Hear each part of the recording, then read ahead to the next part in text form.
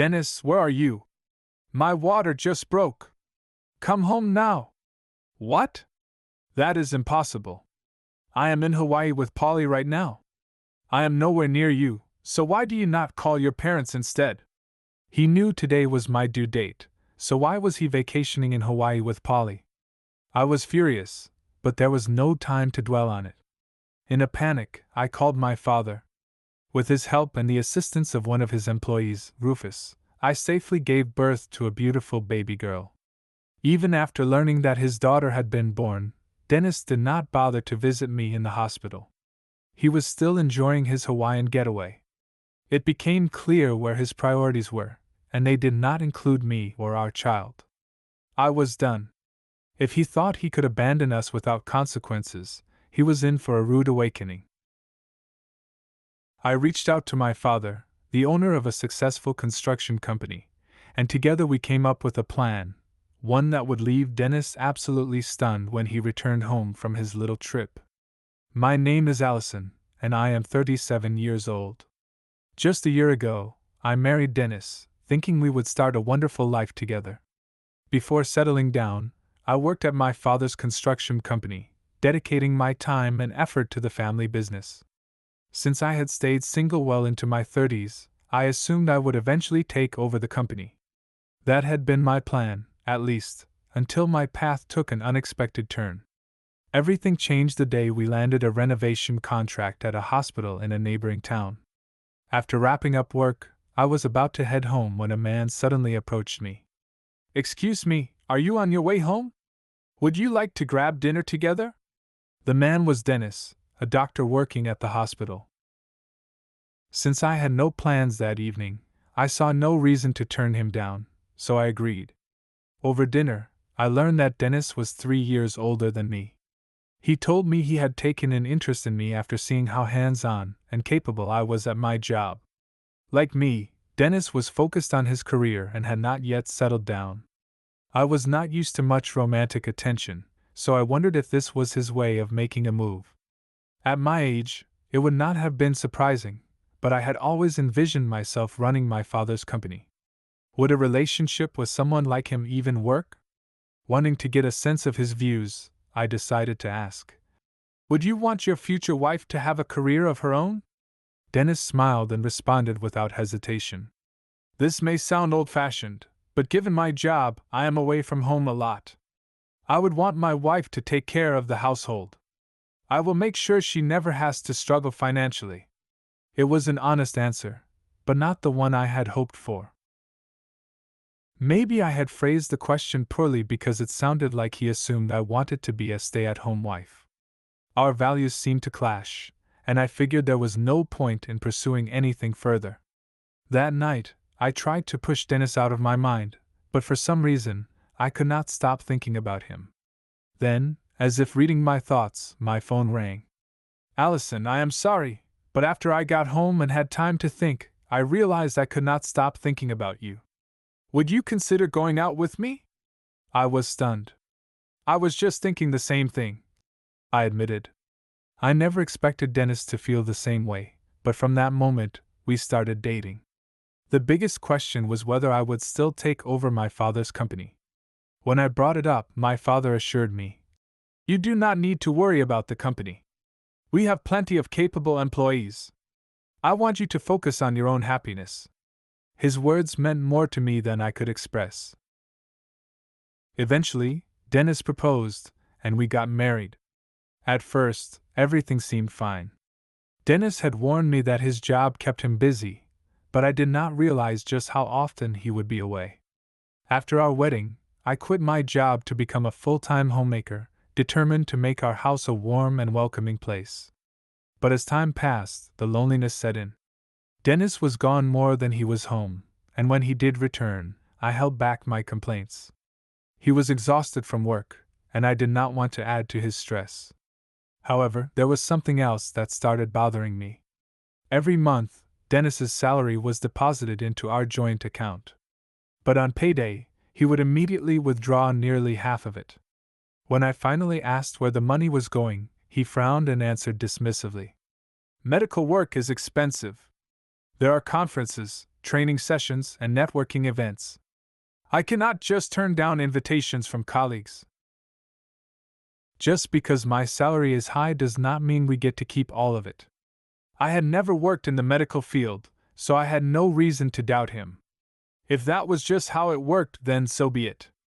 As his wife, I felt it was my responsibility to manage what was left and make it work. I did not press him further, fearing it would upset him. That was my first mistake. Once I stopped questioning him, things only got worse. The following month, he withdrew even more, and the next month, even more.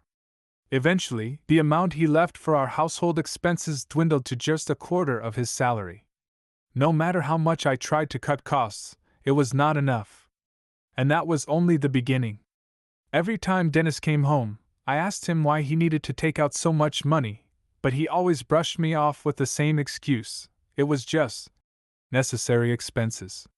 But at this point, it was getting ridiculous. I had reached my breaking point. I cannot manage our household when you keep cutting back on living expenses like this. Even if you say it is necessary, it is way too much. Dennis barely looked up from his phone. Well, if it is not enough, why do you not just get a job yourself? I felt my stomach turn. Was he serious? He was the one who asked me to quit working. I had given up my career because he wanted a housewife, and now he was telling me to get a job? I felt sick to my stomach, and before I could stop myself, I rushed to the bathroom.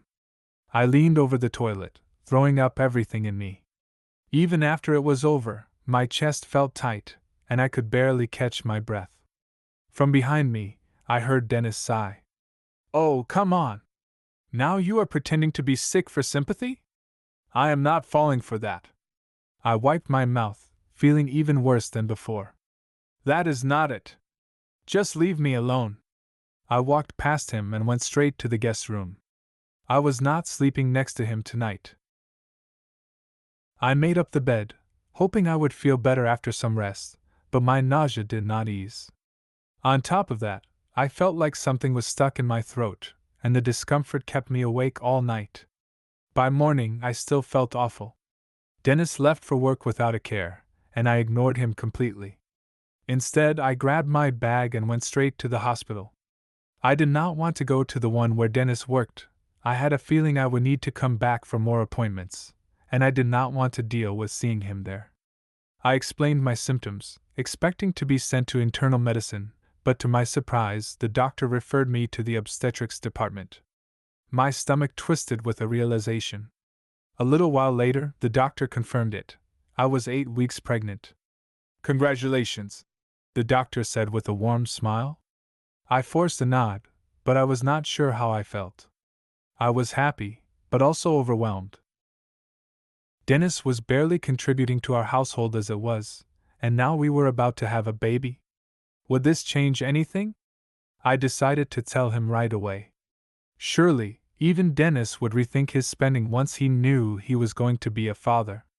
I sent him a message, letting him know the news. He read it in the afternoon. But he never replied. I spent the rest of the day waiting for him to come home, convinced that he would walk through the door any minute, excited and ready to talk about the future.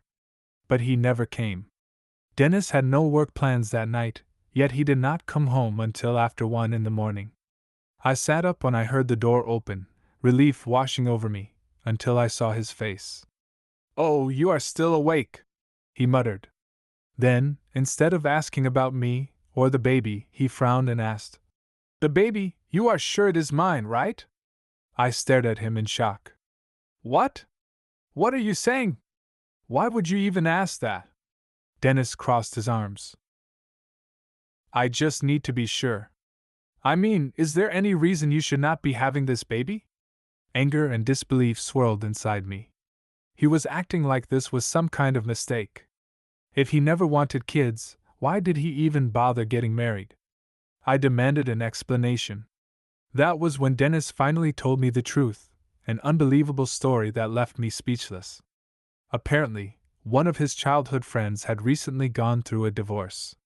Since she had married against her parents' wishes, she had nowhere to go and was struggling on her own.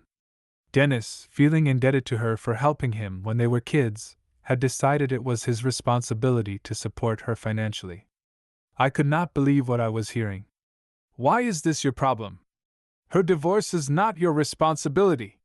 Dennis sighed. It is not that simple. Her name is Polly, and when we were kids, she always stood up for me when I was being bullied. I owe her. Now that she needs help, I want to be there for her. A childhood debt? That was his reasoning? I could not wrap my head around it. Then, a horrible thought struck me. Wait a minute, I said slowly. The money you have been taking out of our account, the necessary expenses, have you been giving it to Polly? Dennis hesitated. Well, not all of it. I mean, sure, I gave some to her, but it is not like I was using it for anything bad. I was just helping someone. Helping someone. That was his excuse for draining our finances without telling me? My head was spinning, my emotions running high, and before I could stop myself, I snapped. If Polly is so important to you, then get out. I want a divorce. Dennis barely hesitated. Fine by me. I am done with someone as unreasonable as you. I should have married Polly in the first place. With that, he grabbed his coat and stormed out, slamming the door behind him. As soon as he was gone, my anger faded, replaced with regret. Had I gone too far? No matter how furious I was, I could not ignore the fact that this baby deserved a father. The next morning, I tried calling him, but he did not answer. I sent a message, apologizing for saying too much, but he did not even read it. That evening, I went to my father's office and told him everything. His reaction was immediate. What is Dennis thinking? He is married, but he is cutting his own family's expenses to help some childhood friend? That is completely unacceptable. I know, I muttered. Maybe I should have handled things better. Maybe I should give up on having this baby. My father's expression hardened.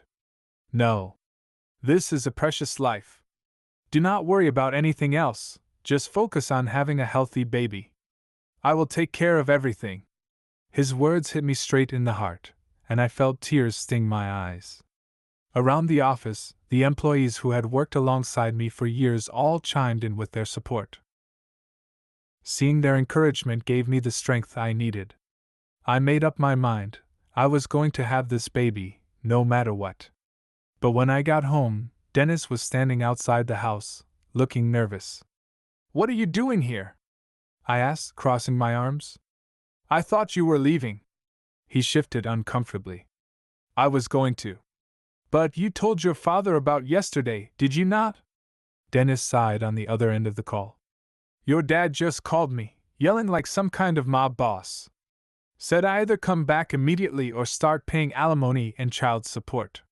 What was I supposed to do? I had no choice but to come back.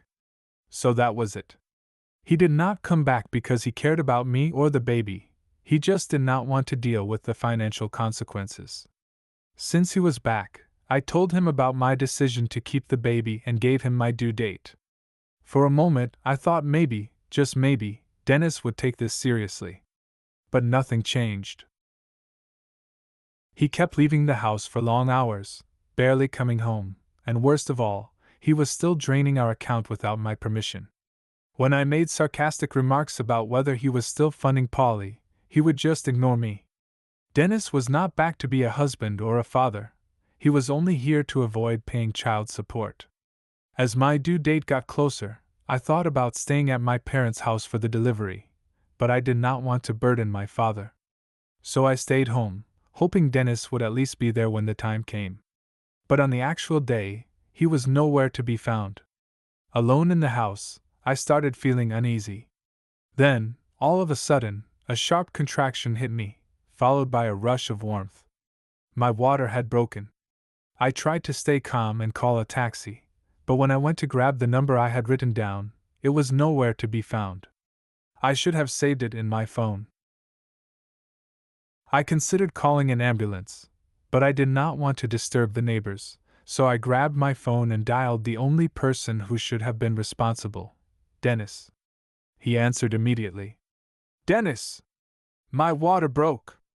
Come home right now. There was silence, then a ridiculous response. What? That is impossible. I am in Hawaii with Polly right now. I am nowhere near you. Why do you not just call your parents? I stood there stunned. He knew today was my due date. He should have been here, waiting for this moment with me. But instead, he was on vacation with Polly? I had no time to waste being angry. My body was in pain, and I needed to get to the hospital immediately. I hung up on Dennis and called my father. Dad, I need help. My water broke. I am coming right now, he said without hesitation. Since my father did not have a driver's license, he had one of his employees bring him. Within minutes, I heard tires screeching outside, followed by my father's voice. Alice! Are you all right? Let us get you to the hospital. With him was Rufus, the company manager, a strong and reliable man who had always been by my father's side. With my arms draped around their shoulders, they helped me into the car. My father sat beside me, rubbing my back and whispering encouragement the entire way. Thanks to them, I made it to the hospital safely and gave birth to a beautiful baby girl. The doctor said if we had arrived any later, it could have been dangerous. Tears filled my eyes. This little life had been saved because of my father and Rufus. Looking at my daughter's tiny, red face as she cried, my heart swelled with love. My father was overjoyed, lifting his arms in celebration. I have a granddaughter! I asked him to call Rufus into the room. I needed to thank the man who had helped save my child. Rufus entered hesitantly, looking out of place in the sterile white room. Congratulations, he said simply. I smiled at him. This is all thanks to you. Thank you, Rufus. He shook his head with a small smile. For the first time in what felt like forever, I felt a sense of peace.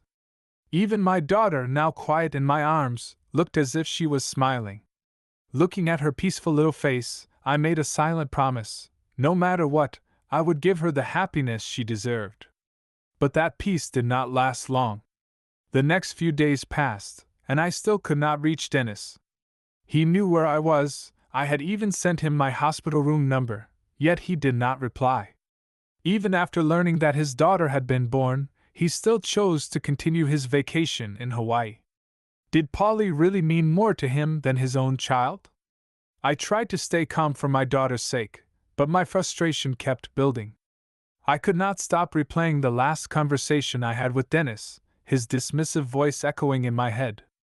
I had loved him once, but now, all I felt was rage. And finally I snapped. If Dennis thought he could abandon me and our child and walk away without consequences, he had another thing coming. I was going to make him pay. As I sat in my hospital bed, carefully mapping out my revenge, a voice startled me from behind. Allison, you are making a terrifying face right now. I turned to see my father standing in the doorway. Dad! How long have you been there? He folded his arms. I just came in. I was going to say something, but you were sitting there looking like you were about to start a war. Is this about Dennis? I hesitated, then gave him a small nod. Had I really been making such a scary face? I caught my reflection in the hospital mirror and forced a weak smile. Since he was here, I decided to bring it up.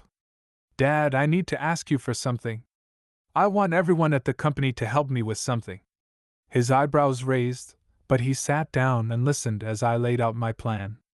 When I finished, he sighed, rubbing his chin. Are you sure about this? You have not even had a real conversation with him since the baby was born. I crossed my arms. There is no point in talking to Dennis. He is not going to take responsibility unless we force him to. He needs to be taught a lesson. My father let out a deep breath, then slowly nodded. Well, work is not too busy right now. If you are sure about this, then all right. I will help. A slow grin spread across my face. I could already picture it, Dennis's shocked expression when he realized what was coming for him. This was going to be good. Dennis sat across from me, trying to act indifferent. Compensation, huh? Well, with what I make, That should not be too much of a problem. He said it so casually, as if losing his family and paying for his mistakes were just minor inconveniences. Rufus, standing beside me, crossed his arms. "And what about you, Polly?" he said, his deep voice carrying an unmistakable weight. "I already asked you to pay compensation for your part in this, but I have not seen a dime. I even let you keep the apartment, so what exactly are you trying to pull?" Polly's smugness vanished. She fidgeted, her fingers twisting together as she struggled to come up with a response. Dennis, ever the white knight, jumped in. "This is insane! You guys are acting like the mafia! First, Allison's dad calls and threatens me, now this. What is wrong with you people? Do you always intimidate people like this?" Rufus smirked. "The mafia, huh? Funny. Until recently, people called me the vice boss." Dennis blanched. "Wait, what?" I tilted my head. "You never knew, Dennis? My father's company, well, let's just say it has a certain reputation. Not that it matters anymore. We run a legitimate business now. My father is respected in the community, and he has done a lot of good. That is why your parents trusted him and had no issue with our marriage." Polly looked like she was about to faint. She had clearly not known this either. She quickly turned to Rufus, her voice barely above a whisper. I will work and pay little by little. Can you wait?" Rufus nodded. "Fine by me, but remember, you are not just paying me. You also need to compensate Allison for breaking up her marriage." Polly swallowed hard and nodded. "Why, yes. I understand." "Good," Rufus said, satisfied. "People who mess up need to take responsibility. That is how we do things." While we were at it, I had Dennis sign an agreement stating that after the divorce, he would have no contact with our daughter. Just like Polly, he barely reacted, only giving a weak nod. We were not intimidating them, not really. We were just making sure everything was handled properly. After collecting the signed documents, Rufus and I walked out together. "Rufus," I said, stopping in front of his car, "I cannot thank you enough." If you had not been there, Dennis would have walked all over me. Rufus shook his head. "You should not be thanking me. Thanks to you, I finally have a way to get what Polly owes me. Now, I can fully move on." Both of us felt a sense of closure. The people who had wronged us were finally out of our lives, and we could focus on moving forward. The next day, Dennis returned to work after his 2-week leave. He walked into the hospital expecting everything to be the same, only to be met with the director's furious glare. Apparently, someone had sent the hospital photos of Dennis and Polly together, along with an audio recording of their conversations. Knowing Rufus, this had been his doing. He was nothing if not thorough. Dennis was fired on the spot. It was not surprising. He had requested time off for his wife's delivery but had instead spent it on a romantic getaway with his mistress.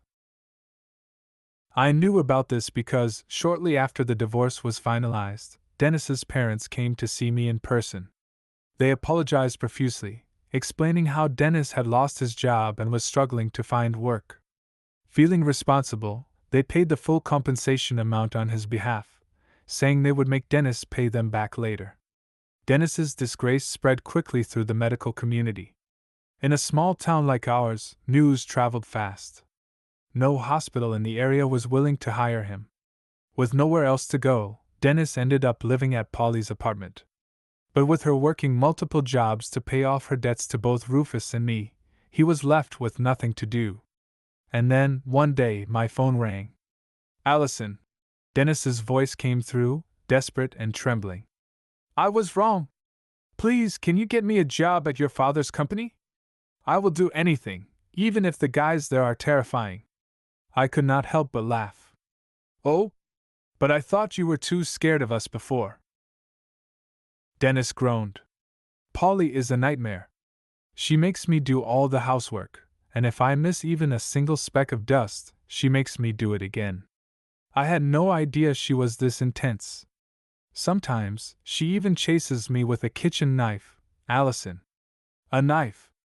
I blinked. Well, that is unexpected. While I did feel a little bad for him, there was no way I was letting him anywhere near my daughter. Not now, and not until she was old enough to decide for herself. I sighed. Sorry, Dennis. But you made your bed. If you want to get out of Polly's place, figure it out on your own. And with that, I hung up. He had a medical degree. He would be fine. Or so I thought. A few weeks later, while watching the news, I saw something that left me speechless. Dennis and Polly had been arrested. Apparently, in a desperate attempt to make money, they had taken a sketchy job they found online. It promised quick cash for career work. All they had to do was transport phones to different locations. But the phones contained sensitive data used for illegal transactions. Both Dennis and Polly claimed they had no idea, but ignorance was not a defense. Dennis had always been clueless about anything outside of medicine. Maybe that was why he fell for such an obvious scam. But it did not matter now. What mattered was that he was finally facing the consequences of his actions. After my divorce, I had returned to work at my father's company. One day, during a break, I casually mentioned Dennis and Polly's arrest. To my surprise, my coworkers were less shocked about the crime and more horrified by how Polly had treated Dennis. She chased him with a knife? One of them gasped. Even we would not do something that extreme. Another muttered. Rufus crossed his arms, shaking his head. The truly scary people are not from our world. It is the ones who think they are better than everyone else, until reality hits them. Laughter erupted around the room. It was moments like this that reminded me why I loved working here. The people at this company were not just coworkers, they were family. As for Rufus, everyone kept joking that we should get together, but our relationship was strictly professional. Right now, I was focused on my work and my daughter. Speaking of my daughter, my father had given her a name, Darla. Though he still held the title of company president, he had stepped back from his duties to focus on helping me raise her. He doted on her so much that the employees had started calling him the hands-on grandpa. He loved it, and I was grateful. Because of him, I could work without worrying about childcare. Because of him, I knew Darla would grow up surrounded by love. And with that thought, I stepped into my office, ready to tackle another day.